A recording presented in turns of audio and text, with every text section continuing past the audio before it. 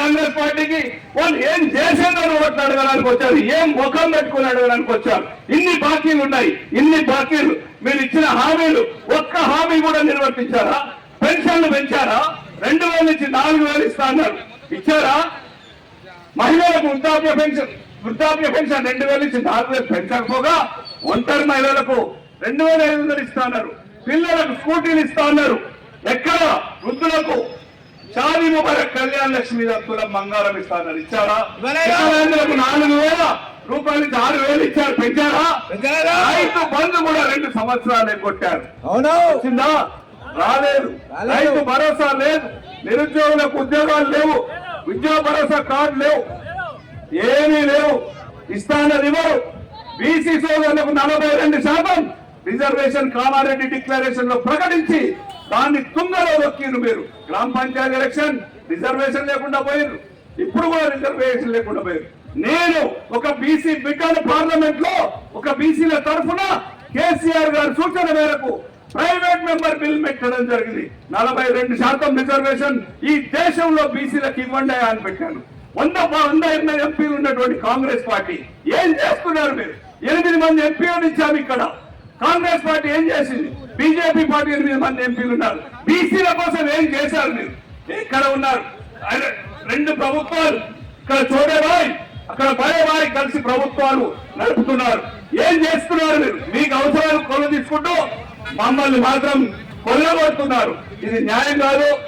మీరు ఎంతసేపటికి పాలించడం చేత కాకుండా కేవలం బెదిరింపు రాజకీయాలు చేసుకుంటూ బెదిరించుకుంటూ పోతున్నారు. ఇది కరెక్ట్ కాదు. వస్తున్నారు ఇక్కడ మొత్తం మూటలు దిగినాయి. కాంగ్రెస్ పార్టీ వాళ్ళు దోపిడీ చేసిన మూటలన్నీ మన సొమ్మే, పేద ప్రజల సొమ్ము, పన్నుల రూపాయల కట్టిన సొమ్ము మొత్తం తీసుకోండి. ఇక్కడ ఉన్న వాళ్ళు ఎంత ఇచ్చినా తీసుకోండి. బరాబర్ కారు గుర్తుపై చింతలపూడి పార్వతి గారిని గెలిపించాలి, బరాబర్ కారు గుర్తుపై ఓట్లు వేయించుకోవాలి. యూత్ ఆవేశపడద్దు, ఆవేశంతో కొట్టాలి. ఆవేశంతో సేవ వస్తుంది, అది రాదు. కానీ ఖచ్చితంగా కూడా మొట్టమొదటి కార్పొరేషన్ కొత్తగూడెంలో 40 నుంచి 45 సీట్లు గెలిచి ఈ కార్పొరేషన్ ను గులాబీ పార్టీ కారు గుర్తు కైవసం చేసుకోబోతుందని చెప్తున్నారు. బీసీలు, ఎస్సీలు, ఎస్టీలు, ముస్లిం మైనారిటీలు అంటే అందరూ సార్ మాకు ఏమి మంత్రి పదవులు ఇవ్వరా? మీరే తీసుకుంటారా? అన్ని కార్పొరేషన్లు కూడా మీరే తీసుకుంటారా? మా విద్యార్థులకు ఏముండవా? విద్యా ఉద్యోగాల అవకాశం ఇవ్వరా? మంచి ఉద్యోగాలు, మీ మంచి ఉద్యోగాలు కూడా చివరికి పెద్దోళ్ళకేనా? మీ పోలీసు వారికి నేను ఒక రిక్వెస్ట్ చేస్తున్నా. గత ప్రభుత్వం కేసీఆర్ గారు రాగానే పోలీసు వారిని అత్యద్భుతంగా చూసుకున్నది కూడా కేసీఆర్ గారే. కేసీఆర్ గారు చేపట్టే బ్రహ్మాండమైన తెలంగాణ పోలీసు ఒక మంచి పేరు వచ్చింది. అలాంటి మంచిగా చూసుకున్నట్టు మమ్మల్ని కేసీఆర్ గారిని పోలీసులు కూడా వేధించడం కరెక్ట్ కాదు. 2 ఏళ్ళు ఆగితే మళ్ళీ వచ్చేది మన ప్రభుత్వమే. కేసీఆర్ గారు వచ్చినాక ఇప్పుడు మాట్లాడుకుందాం, ఏం బాధలేదు. మీరు ఎన్ని ఇబ్బందులు పెట్టినా కేసీఆర్ కు, కేటీఆర్ కు, బీఆర్ఎస్ పార్టీకు, కేసీలకు కొత్త కాదు. భయపడరు, తలంచరు. ఖచ్చితంగా ఉద్యమ పార్టీ మాది. తెలంగాణ రాష్ట్రం కోసం పుట్టిన పార్టీ మాది. తెలంగాణ రాష్ట్రాన్ని సాధించిన పార్టీ మాది. అద్భుతంగా అభివృద్ధి చేసుకున్న పార్టీ మాది. హైదరాబాద్ అమెరికా అభివృద్ధి చేసుకున్నాం. కొత్తగూడని కూడా ఒక హైదరాబాద్ లాగా చేసుకున్నాం. ఎంత బాగున్నాయి రోడ్లు, ఎవరు చేశారు ఇవన్నీ? ఎట్లా ఉన్నాయి డివైడర్లు? ఎక్కడి నుంచి ఏన్కోడు జూలూరుపాడు నుంచి లక్ష్మీపురం దాకా ఉన్నాయి. 35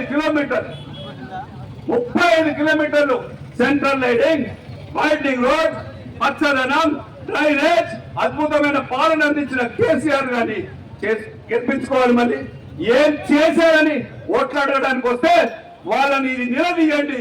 ఈ కార్డులో ఉన్న బాకీలు కట్టిన తర్వాత ఓట్లాడగాలని చెప్పేసి సమాధానం చెప్పినాక మీరు మా ఇంటికి వచ్చి ఓటాడగండి అని చెప్పి నిలదీయాలి కాంగ్రెస్ పార్టీ. ఇది నిలదీయకుండా కాంగ్రెస్ పార్టీకి మన వాళ్ళు ఆశపడి, డబ్బులకు ఆశపడి ఓట్లేస్తే ఇదే అలసుగా భావించి వాళ్ళకు ఓట్లేస్తూనే ఉంటారు, మనం వాళ్ళని తొక్కుతూనే ఉందాం అని భావించే అవకాశం ఉంటుంది. ప్రతిపక్ష పార్టీలు ఉన్న మనం వాళ్ళు ఇచ్చిన హామీలు కక్కేదాకా నిలదీయాలంటే ఇప్పుడు మీరు ప్రతిపక్ష పార్టీ అయినా బీఆర్ఎస్ గెలిపించాలని చెప్పేసి మనస్ఫూర్తిగా చేతులెత్తి మొక్కుతున్నాం. ఇక్కడ ఉన్నటువంటి ఏ అభ్యర్థులైనా బీఆర్ఎస్ పార్టీ కారు గుర్తుపై ఉన్న అభ్యర్థులు గెలిపించాలని మనస్ఫూర్తిగా కోరుకుంటూ జై తెలంగాణ.